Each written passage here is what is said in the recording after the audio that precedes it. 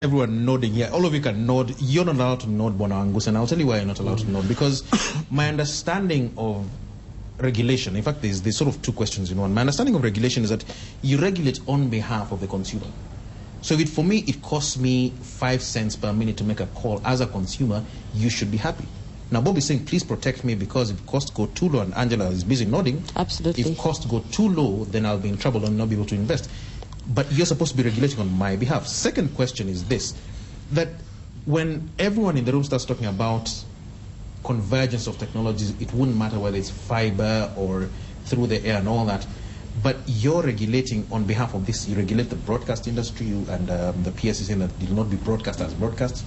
You regulate the telecoms industry, i.e. the people in the room and all that. Where does that place you as a regulator? Let me just give you a second to think of the answer. And let me just rephrase that question again. Because I didn't say, please protect me. What I said is, please protect the future of the industry. Yeah. Not please protect me or Joshua. That's protecting Safaricom, in other words. Absolutely not. No, absolutely not. Wallace, I think let's be very fair to my brother here. Yeah. And you have to understand that this is not potatoes we are buying to come, which we are growing in the wild. We are buying this thing from overseas. It's costing us American dollars.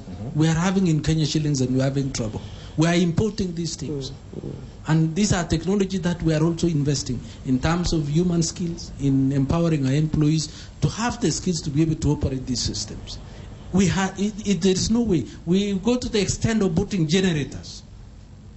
Buying generators because of unreliable power for one reason or the other. Maybe the question of consumption itself, we have not been able to generate enough power.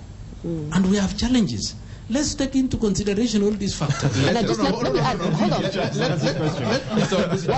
me just add a very simple point to what Joshua said. To Joshua, I just wanted to say not only about that, but I think one of the things that we also forget is that this is the fastest growing industry where technology evolves almost by the second. So today, last year, consumers were very happy with 3G.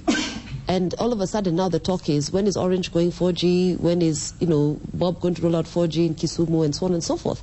So it's evolving constantly. Same thing even in the business market.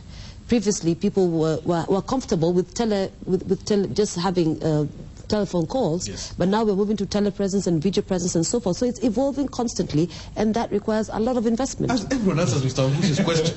Thank you very much. I also still have my bit to answer. Answer, please. I believe that you are right that part of our responsibility as a regulator is to protect the consumer. But protecting the consumer is not in terms of cost alone. It is in terms of access, which I'm sure this gentleman on the other aisle of the regulation are talking about. It is also in terms of security. And you see, all these things are driving the sector into the innovations that we are talking about. I believe one of the things that I see in the sector in terms of that is that as long as the cost of providing the call is optimized, then that cost, if it is passed over to the consumer, I don't have to say it must be lower than that, because then the networks will not be there, the consumer will not access the services, the quality will not be there if we can access that services, and probably the security will not be there. So it's important for a regulator to balance between those factors so that it can be able to optimize the services to the consumer at an affordable cost. Now, secondly, I think something that worries me a little bit when you talked about convergence is the fact that I would still go back to what was raised by my friend Joshua and Tony. First of all, I want to disagree a bit with Tony that the voice market, in terms of the traditional provision of the voice services, that is not going to diminish. We have technologies coming up like the VoIP, and immediately they mature up. I am sure Bob's services will be eaten into so much that you will have a diversion of his players trying to use other networks that do not are not dominated by his networks, but maybe are being used over Joshua's networks, and therefore eating into the market that but how does that position you then as a regulator? Because you can't that is the challenge of a regulator. The challenge of a regulator is that the globalized nature of the internet is such that it is not just only now providing data and these other networks, websites, and and so on and so forth. It is eating into the traditional market that the players that we have licensed, we have asked to put infrastructure into this country, are supposed to get their revenues from. Take for example, and the devices manufacturers like Tony are the biggest culprits, because when they have a tablet like yours, which can do all the three services, the voice, the data, and the video, then you get some good players like the Skype, introducing the very, very services which Bob is providing here.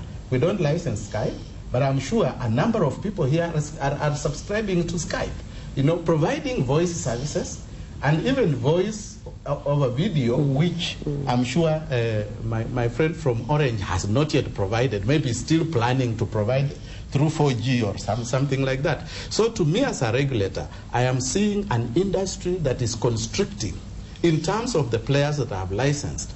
But maybe on the side of the consumer, maybe he's seeing a lot more innovation. So we have to try, as a regulator, we have to try and balance, because still, even if we have to protect the consumer, but still the government and the country needs to earn revenue to grow.